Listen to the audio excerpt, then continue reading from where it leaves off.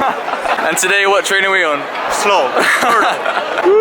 It was finally time to leave Beijing and take my first Chinese train journey. China has one of the busiest rail networks in the world, delivering over 2 billion passengers each year. As with most Chinese buildings, the train station was huge. So we're at Beijing railway station, about to get a ticket to go to Xi'an. The system can be a little confusing, but luckily we had some local help. Let's show you how it works.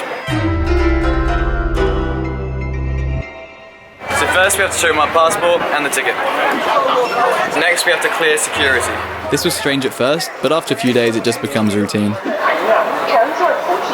What are the differences between all the classes of trains? The hard one, really, really hard.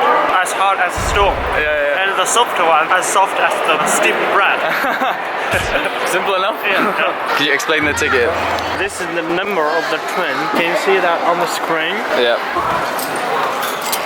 Thank you. This is the departure time. Hello. This is the number of the carriage. Now off to find carriage 19. So we've been walking for like 5 minutes and this train just keeps on going. It never ends! Okay, we're at the very end of the train. Just behind all these people. Thank you. Okay. As soon as I entered, I was surprised at how nice it was. Nicer than sleeper trains I've been on in Europe. 27. Hello. Oh, sorry. So we made it into our soft sleeper carriage. Oh yeah, it's nice. The difference between soft sleeper and hard sleeper is that soft sleeper, well, softer, 4 beds, hard sleeper, 6 beds. Pretty comfy, seems to do the job. Soft sleeper is the standard if you're a tourist, unless you want to be a bit more adventurous. We shared our compartment with a friendly couple who were on a business trip to Xi'an. He's a filmer and films different places that he travels to. Yeah. So if you see him talking to himself for the video. What are your first impressions? My first impression is that I'm tired. Thanks for that Yeah, informative very comment. insightful. And for a long overnight sleep This is my bed. to Xi'an. Night turned to day, and as I gazed out at China's landscape, I could see construction everywhere for most of the journey. This is a booming country indeed.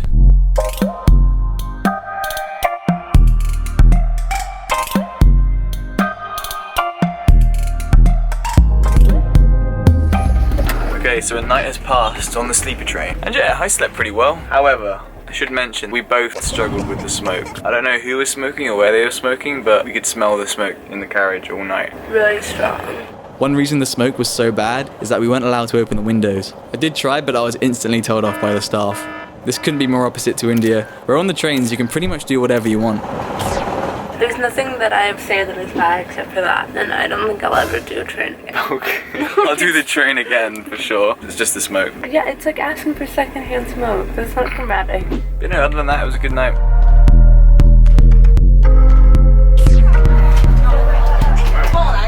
So that was a glimpse of taking an overnight train in China.